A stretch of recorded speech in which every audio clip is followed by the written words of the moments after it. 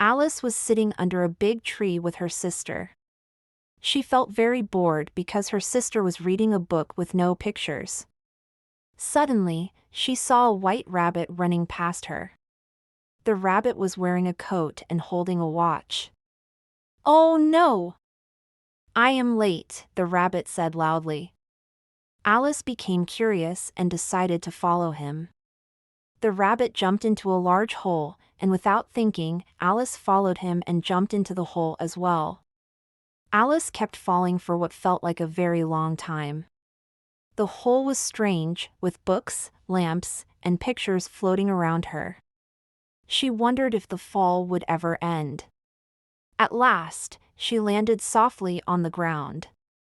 She found herself in a small room with many locked doors. On a little table, she saw a tiny key. Beside the key was a bottle with a label that said, "Drink me." Alice picked up the bottle and decided to take a sip.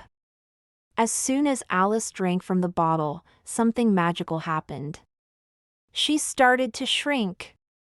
She became very small, like a doll. Now, she could fit through the tiny doors. She noticed one door that opened to a beautiful garden. But there was a problem: the door was locked, and the key was still on the table. Alice saw a small cake with the words "Eat Me" written on it. Hoping it would help, she took a bite of the cake. Alice was surprised when she started to grow very tall after eating the cake. She grew so big that her head almost touched the ceiling of the small room. She tried to reach the key on the table, but now she was too tall to use the door.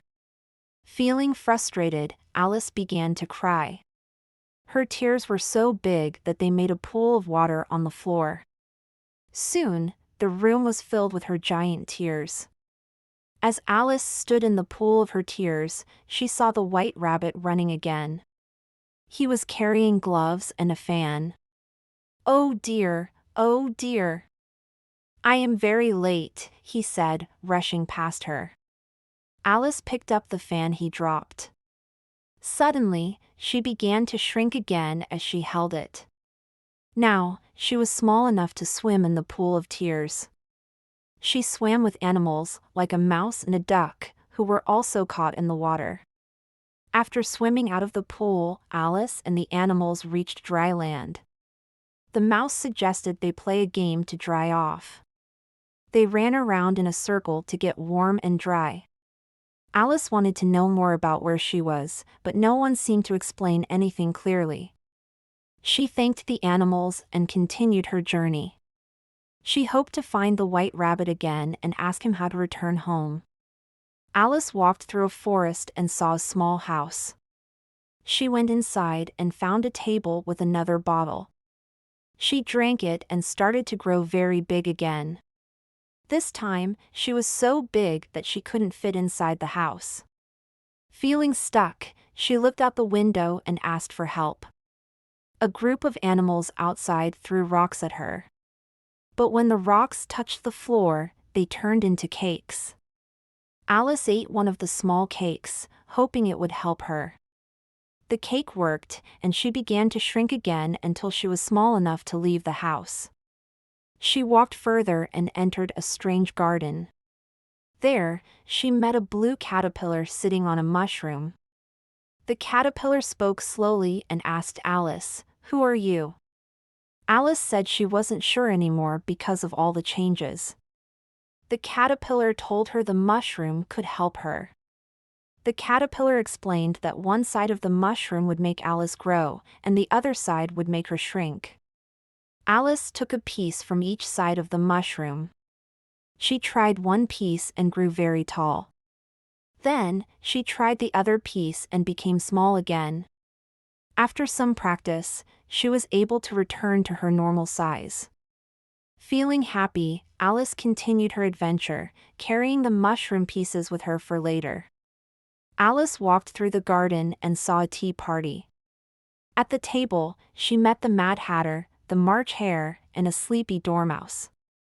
The tea party was very strange. The Hatter and Hare kept saying silly things. They told Alice it was always tea time for them because their clock was broken. Alice found their talk confusing but also funny. She stayed for a while, listening to their strange jokes and stories. After leaving the tea party, Alice came to a large castle. It was the home of the Queen of Hearts. The Queen was playing a game of croquet with her cards, but the game was unusual. The balls were hedgehogs, and the mallets were flamingos. The Queen of Hearts was very angry and kept shouting, "Off with their heads." Alice thought the Queen was scary but also very silly. The Queen invited Alice to play croquet. Alice tried her best, but the game was too confusing. The hedgehogs and flamingos wouldn't listen to her. The Queen became angry and said Alice must go to trial. Alice didn't understand what she had done wrong. She was taken to a courtroom where the King and Queen were judges. The trial was about stolen tarts, and Alice was the main suspect.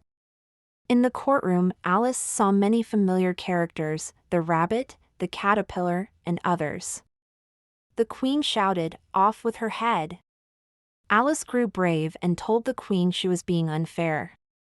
Suddenly, Alice started to grow taller again. The Queen and her guards became afraid. They tried to stop her, but Alice felt stronger than ever. She told them they were just a silly pack of cards. As Alice stood in the courtroom, the cards flew into the air and fell on her. She closed her eyes, trying to push them away. When she opened her eyes again, she was back under the tree with her sister. The white rabbit and the strange world were gone. Alice sat up and looked around. Everything was normal. She realized it was all a dream. She smiled, thinking about her adventure. Alice told her sister about the dream, but her sister just laughed and said Alice had a big imagination. Alice didn't mind.